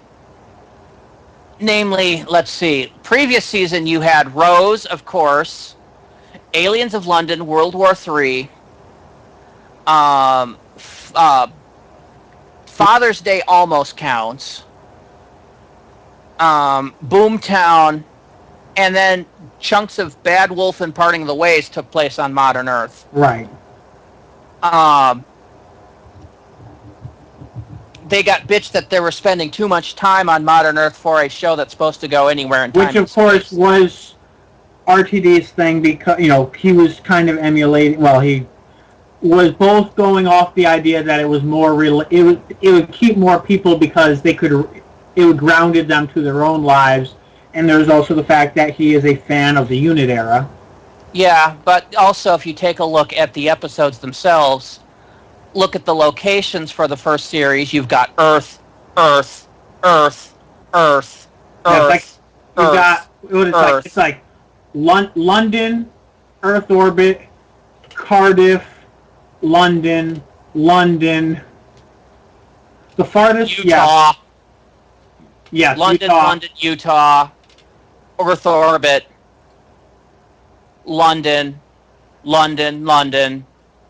Cardiff, Earth orbit, Earth orbit. The farthest we never left the solar system the entire first season. The farthest we go is the Dalek mothership, which is out in the Neptune area. Yeah. But again, still haven't left our solar system. Right. So we were, people were horribly, horribly pissed at this. Or at least people who had been fans when the show started. New people probably didn't notice, or at least mind as much. So New Earth was the first time we'd actually gotten out into the universe. Right. And it was just a planet that wanted to be Earth. Then we got Tooth and Claw, which was Scotland. School Reunion, which was London. Girl in the Fireplace, which was alternately out in the far edges of the universe. And Paris. And in France. Yeah, Paris and another French city. Then we have alternate London, 50s London, the far ends of the universe, London, London, London, London. At least next season we go to the moon. That's not in London. But it's okay. We're kidding. It's London. Does Martha live in London? Yes. So we spend half of next season in London. More than that, because everything to do with the Master is in London. New Earth, Manhattan, London, spaceship on the far ends of the universe, rural England, London. And then... So Donna's real... That's probably why I like Season 4 so much. Donna's the first companion who actually... yeah, she goes to the planet of the Ood, Pompeii. The Shadow Proclamation, wherever that is. The planet of the library. Right. Midnight. She spends a good chunk of her time out in the solar system. Or, I mean, out of the solar system. We don't even know what planet Turn Left actually takes place on, like, not counting the back-in-time sequences. Except it probably takes place in the Grand Bazaar that we've seen repeatedly in Moffat's era. A few times. Oh, right, but do we know where that is at all? No, we don't really know where it is. It's another solar system somewhere, assumably. Well, it's one of the few concepts that I like. For all we know, it's on Ice World. Could be. We don't know. Yeah. That would be a good excuse to bring back a classic character. Well, let's see. Where did we go for the 11th hour? Let's see. Hickville,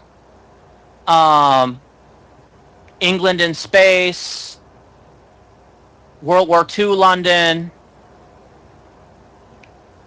that one planet, a.k.a. Angel World. Yep.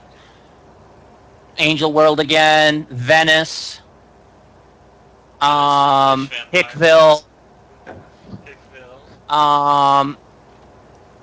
Upcountry England.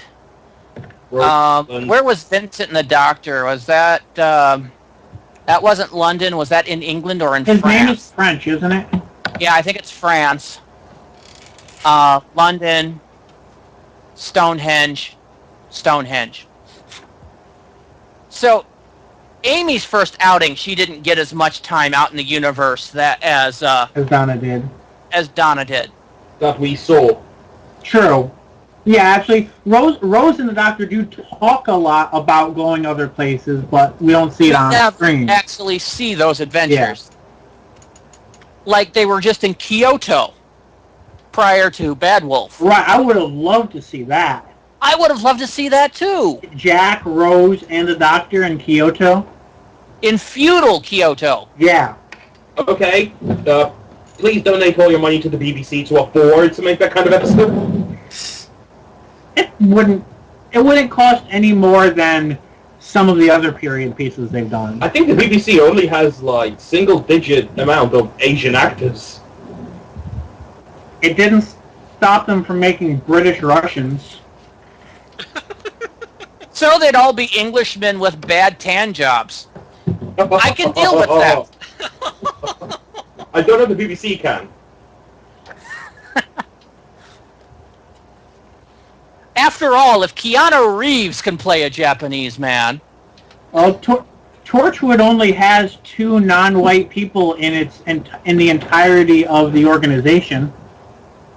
Tosh and the guy that was in... the guy who was playing Sudoku. Prima Agiman? Martha's sister. She was basically borrowed from Unit. No, when she was playing her cousin in these very episodes. Oh, you're right. I forgot about her. I don't know how I forgot about her because we were just watching her. But okay, so 3 ethnic people between the 4 offices of Torchwood. You were busy commenting on other things. And yeah, we actually didn't mention that. Freema Agamon's in this, playing what would be retconned to be Martha Jones's cousin. She's one of the people taken over by the Cybermen. Mm-hmm. This was, I think, pretty much the bit that got her to land the part as Martha Jones. Yes, it was. Even though they liked how she played it, so they said, "Hey, we're looking for a new companion." But there was no actor. You're in. What? Well, she had to act cold and emotionless, and I think she had to smile, Coy smile. Yeah, being a cold basically, I am flirting, which has its own expressions, and then she had to be a Cyberman in a human body. So there's at least a little bit shown there. Yeah, there's a little so bit what of they're range. looking for is a Cyberman in an Edgar suit. Just the way you say that, Cyberman in a human body. It's just like the Cyberman got himself a brand new Edgar suit. And that's just a wrong nice. image. And if Doctor Who ever got Tommy Lee Jones, I think I'd about pass out. They would probably do another Western episode with him. Even one with the U.S. military. Yeah. Like, something happens and the Doctor winds up in NORAD. If they do a Tommy Lee Jones with the U.S. military, people would start saying it was part of, that it was an Avengers tie-in. Depends on when. If you're talking a modern day, Tommy I mean, Lee Jones Tommy Lee Jones is known for being military man. Yes, he Tommy was. Lee Jones was in Captain America. Yes, he was. Yes, but he was in 40s Captain America. If they did something where the Doctor wound up in NORAD... Knowing how much New Who likes World War II, do you really think if they did a military episode it would be anything other than World War II? Yes. They should do World War One. We were in that for a few months. Not enough for Tommy Lee Jones. No, they love dealing with us in World War II because we came in and saved their asses. Basically, England's strategy... Dude, it's a historically accepted fact. It's the same way that during World War One, you saved everyone by feeding so much meat into the grinder it broke down. I really don't like to think about it that way. But it's true. I play a lot of Axis and Allies, by the way. England's strategy in World War II is to basically try to survive long enough that they can actually get support from the other allies. Yeah, and they did. Yeah. But don't knock it. Oh, no, I'm just saying it's a painful to make an offensive move as England in those kind of strategy simulations because of that. I mean, you guys had just basically gotten pinned down by Germany, blitzed to death, damn near. Well, I'm actually Polish, so yeah, we were. I'm actually Polish, so we were to death. It's bad, sorry. Your accent sounds very British. He lives in London. I grew up in the UK. I was Polish when I moved over. But basically, Poland only became effective fighting in World War II once it got conquered. We're better partisans than soldiers. Well, yeah, so did France. Pretty much, yeah. Yep, not arguing that. I mean, pretty much, Germany blitzed west, took Belgium, which I can understand why they took Belgium, because no one's expecting them to actually invade Belgium. Belgium's just like, we're neutral, oh, crap tanks! They go through the Netherlands, and pretty much France caves like a house of cards. And then they spend, then they have the great time with, La Resistance, which has become, the stuff of epic legends. But that said, we do plan to eventually talk about another World War II episode on this podcast, so some of that might be best for that discussion. Although I'm sure we will have plenty. We will have plenty to talk about with between Jack and the gas masks and everything else. But when are we doing that?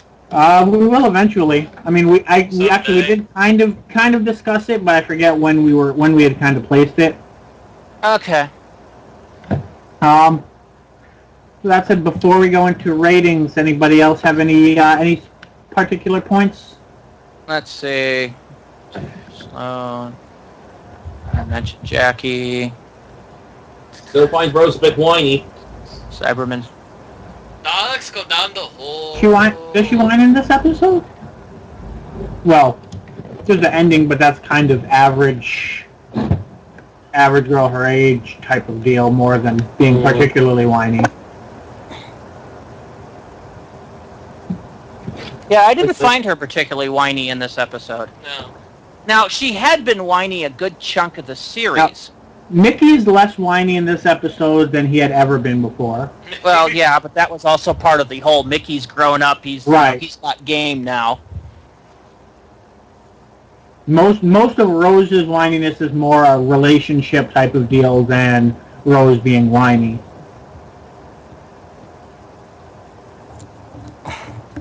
And yeah, there is the ending, which, there is something I want to mention. This was, I think, the first time in a while we had actually had Murray Gold change up the music a bit. He wrote the bit for Doomsday, and it was completely unlike anything we had heard the end of it. Oh, okay. And it was, I remember, after this episode came out, the BBC's website for Doctor Who just had a a clip of this song playing on endless loop, and it was the bit when after Rose and the Doctor are separated. Better than the credits running on absolute silence. Oh no, this is pre-credits. Right. That's when they're at the wall. The famous scene that's you right. Look up stuff. Yeah, the music there. It's an absolute great emotion piece. Right. And if it's one thing Murray Gold is great, it's writing emotion pieces. This was probably his greatest bit of incidental music up until This Is Gallifrey, in my opinion. Another comment on the music. The music kind of gives the Daleks away a few seconds before the Daleks do. Well, yeah, it's that same build-up. It's Murray Gold's Dalek build-up. Right.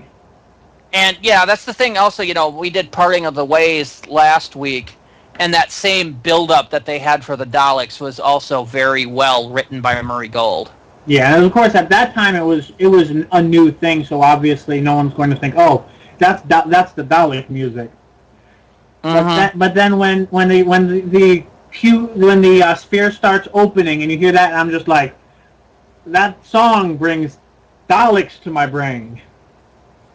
And then they come out and it's like, oh, crap.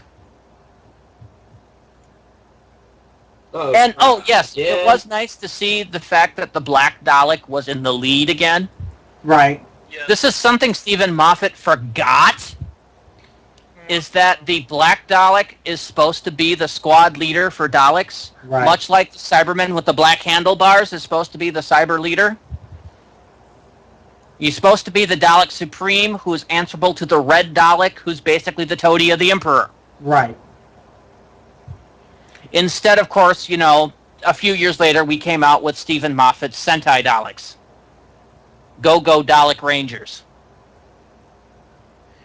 Which I think even now he thinks is a bad idea. Because the whole functionality of them were toned the crap down. They're really used as the idea was not bad, but the execution, if they had introduced them to us in a radically different way, it might have been more effective. But they were introduced to us as a Sentai team. Yeah. Yes, they were.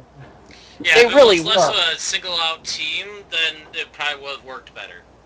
Yeah, like if the first thing we saw was the new Supreme, I think the white one, the white Supreme comes out and barks orders, or he's like, drone, do this, and you see the red one come out, and he's like, strategist, what's our next move? And then the blue one? Yeah. Mm-hmm. Or something. So then the blue one comes out and answers, and then he demands something else, and another one comes out and performs their function. I'm sorry. The second I saw those, I started humming the Power Rangers theme. Right. See, I'm a Power Rangers fan, and I didn't have that problem at all. I did. It was like the second. Well, the fact I think I was dealing with Sentai stuff at the time, so it was just like, oh my god. I think I turned to Bob and said, "We need Dalek Zord power now." It was that bad. See, I did not have that kind of Twitch effect, and I am a huge Power Rangers fan. Well, huge as in I really like the Japanese show. I've yet to really go back to following the American versions. And to be honest, also, I've seen the Dalek movies, which did have color-coded Daleks. Not as many different colors as this, but still had them. It would have but I been thought more effective it if we also had one followed white that and basic multiples of the chain other of colors. command, where you had the red Dalek, then the black Dalek, and then the other Daleks. Well, there's multiple reds, there's multiple blues, for sure, in the old stuff. So, what I was trying to say, before you interrupted again, is that what we really needed was the white one to be the leader, and then have multiples of all the other ones, so it looked like a big team. Not just this group. Yeah. Not coming out as the 5-man band. Right, yeah. Yes. That's also the thing. I think was part of my problem. They came out as the 5-man band. You have it's like essentially the Supreme is no different than, you have exactly one drone. Where do you see, exactly one soldier, exactly one drone. It doesn't work that way, and you're never going to get that idea across. If they didn't have the money to make the additional Dalek casings, they should have sent it to the mill. Yes. Yeah. And had them do a copy and paste. Yes. Exactly what they were missing for that episode.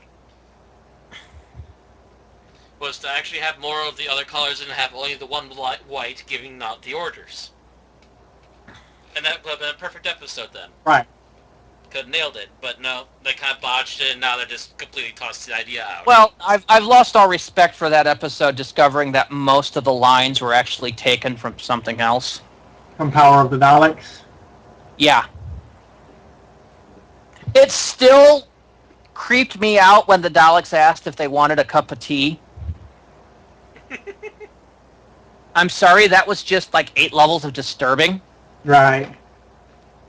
Especially Would like you like a cup of tea? The first time it's done as a surprise, and then from there, it's like the Daleks are goading the Doctor by they're like, "Would you like some tea?" You know, it's just like, they're like, "I know what you're thinking, and I know what I know what I want you to say. And I'm just going to annoy you until you say it." And not Daleks. You're pretty sure whenever their back has turned, they'd have been smirking. Yeah.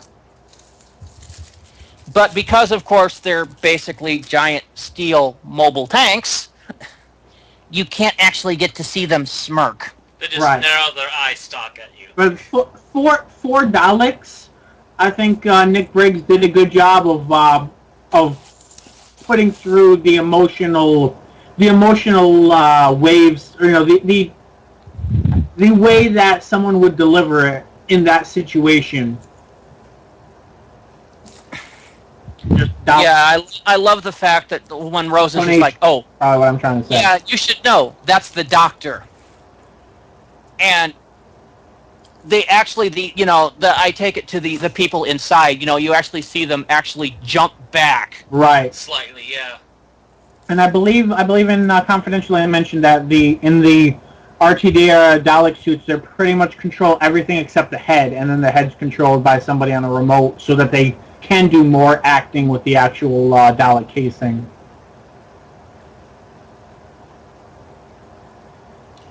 And at the same time, I also noticed that in this particular episode, two-parter, that one of the Daleks actually completely turned his head around, keeping an eye on the Doctor.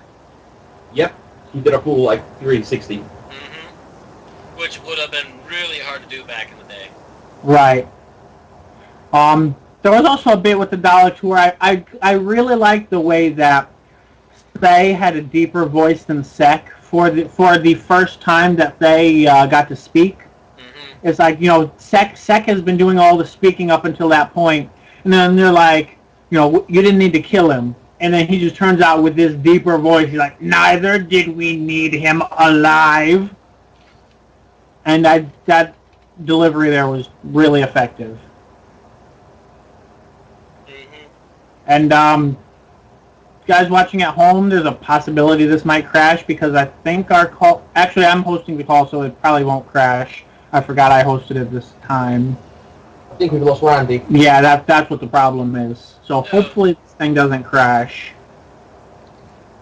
We're losing power. We lost Randy, which could mean that we just lost Randy. Apparently their internet over there has been a little wonky this week. Okay. So it could very much possibly be just their internet just went.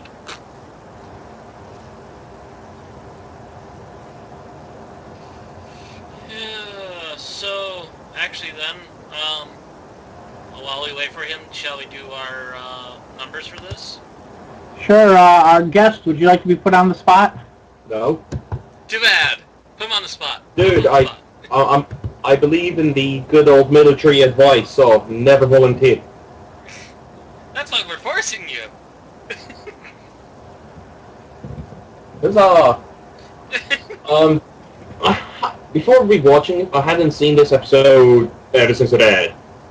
So it's been about 5-6 years? Yeah. It would have been 7 then. Yeah. Jesus, I feel old. When I saw it for the first time, I remember liking it. I really loved it, because Cyberman, Daleks. Watching it again, just no. It just doesn't work for me at all. Well, Maybe because I'm an older and cynical git now. Maybe. And, you know... And you can't be cynical with an RTD season finale. Yeah. Maybe the episodes, but his season finales are his childhood dreams funneled into an episode. On a scale of 1 to 10, I'd probably say about a 6. So 3 out of 5. 3 out of 5, yeah. As in, it's solid. It's solid all around, but nothing spectacular. Nothing really jumps out at me as lasting memory. Like, it's not an episode I would want to watch again. It's not like, I remember that episode, I really want to see it again. It's just meh, it's bland to me. Okay, fair enough. Matt, how about you? Right. See now, Lukasz. I don't know what to say about that particular reaction, Lukasz, because I really am still quite fond of this episode. It is the last time we get to see Cybermen being threatening in the least bit until the recent Neil Gaiman episode, which was fucking awesome, and the highlight of the season. Yeah. This is the second to last time we see the Daleks actually being a decent threat as well. This is the last time we get Rose as a constant companion. Yay! And I actually had a really damn good gloomy mood at the very end, which they would continue for season finales for like the next 2-3 years, and still not equal to the gloom of this one. I suppose. What's this? Are you talking about how David Tennant cannot have happy endings? I was mentioning it slightly, yes. Think about it. Season 3 is his best mood ender. Anyway. But yeah, we were doing numbers now. What? I'm giving reasons for my number. Oh, sorry. I had not yet said my number. I got cut off because my internet died. Yep. Matt, I think that one of my problems with it, as opposed to you, is I think it was oversaturation of Daleks. We had him in the previous season. Why did you have to put him in here? Because we had to have the first versus monster battle ever. They didn't appear during the season at all either. Yeah, but we didn't have to. Yes, we did. We've never seen it before. It was wonderful. No. Once a season is not a problem with to fight Cybermen. I mean, that's the whole thing, is he's geeking out on Daleks versus Cybermen. Which I absolutely 100% agree with. Damn it. We have never seen Daleks and Cybermen in the same episode before, save the 5 Doctors where they appeared separately. Save the scene that was never filmed in Shada. That too, apparently. Where they would have been in prison and not in any position to fight each other. Mm-hmm.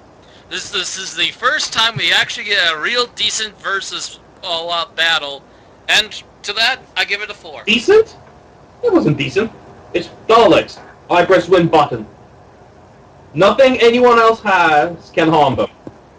The Doctor harms them. The Doctor harms them a lot, and they do kill at least 2 of them. No, they don't. Yes. What 2 Daleks die in that entire 2-parter? Yeah.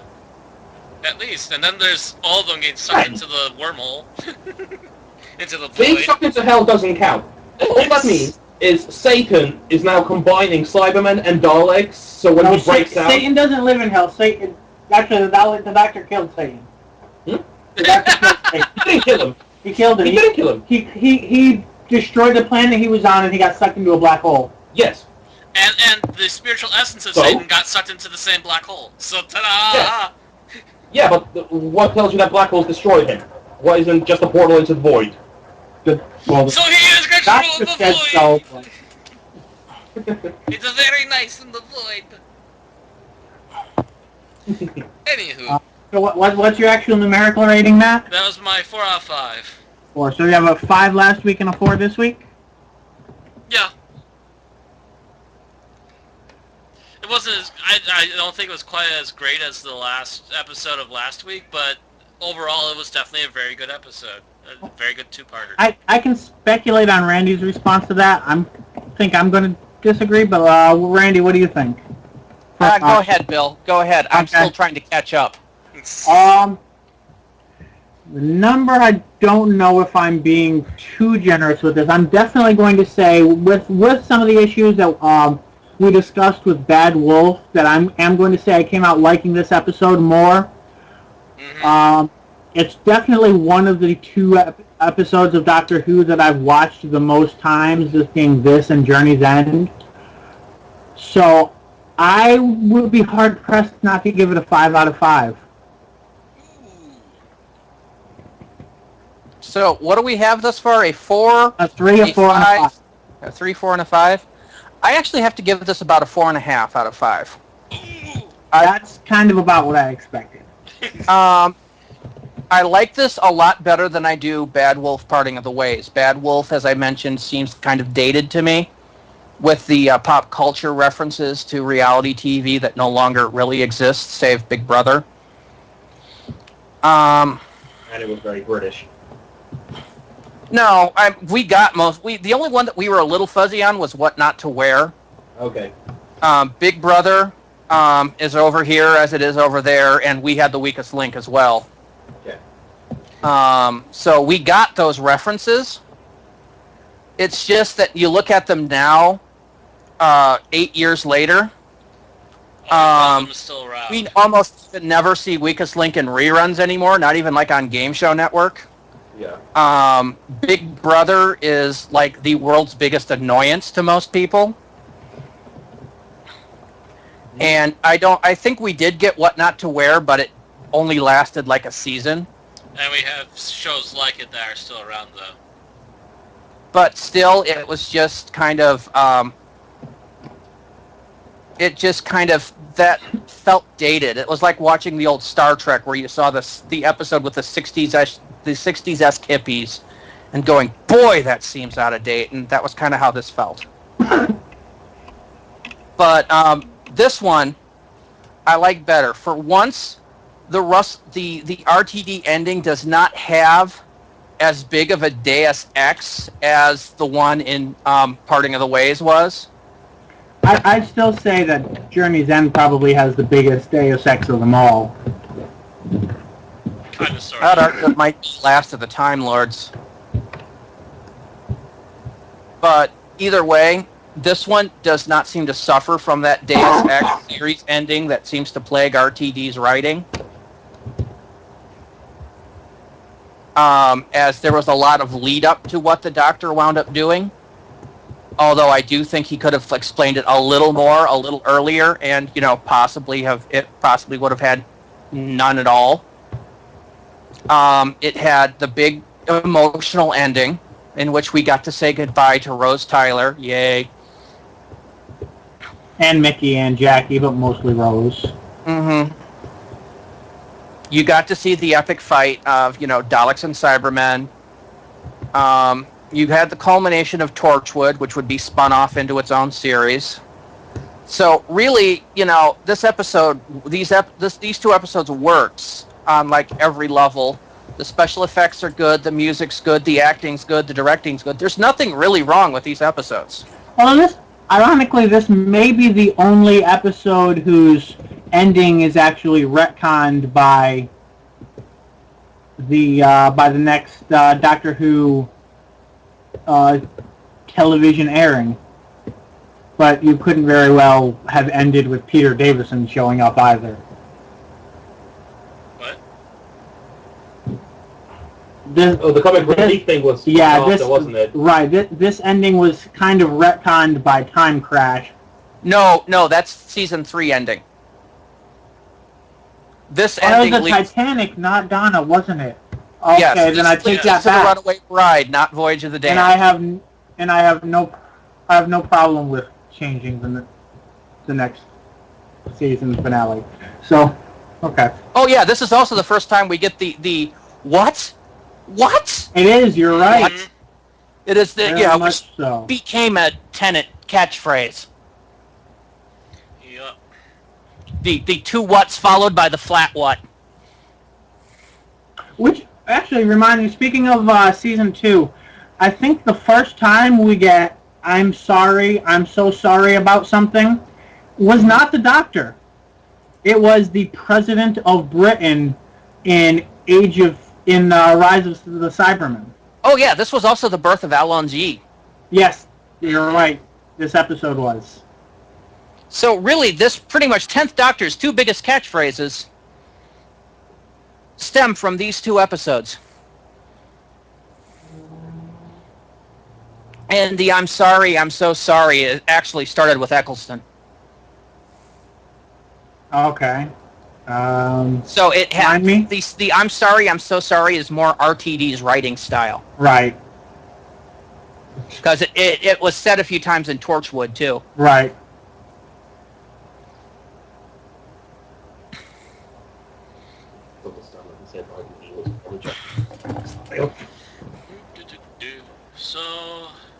So that gives us a total rating of 4.125 between the four of us. Which is probably one of our higher ones. Yep. And Matt's closest to the actual number. We've had 4 rating higher than this if you count An Unearthly Child, the episode on its own. Yeah.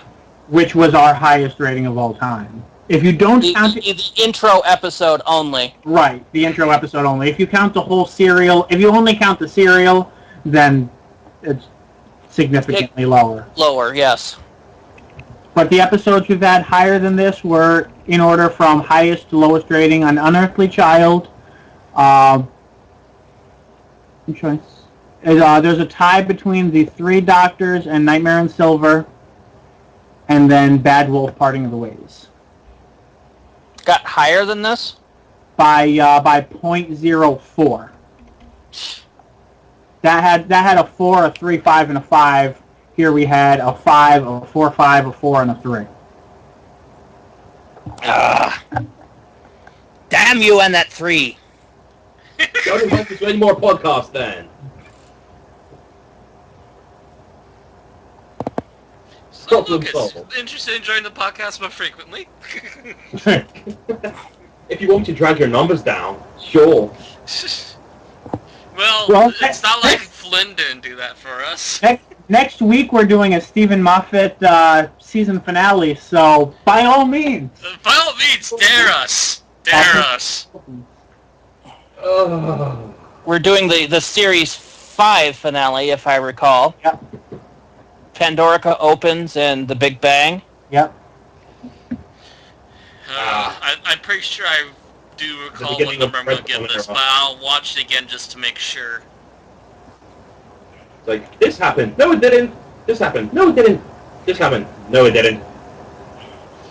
Trust me, I have my own. There's like 3 things I like with the episode, and then there's a whole bunch of stuff I don't like with that episode, so... Tentacled Cybermen, and I'll leave you with that. Good night, everybody. Until next week.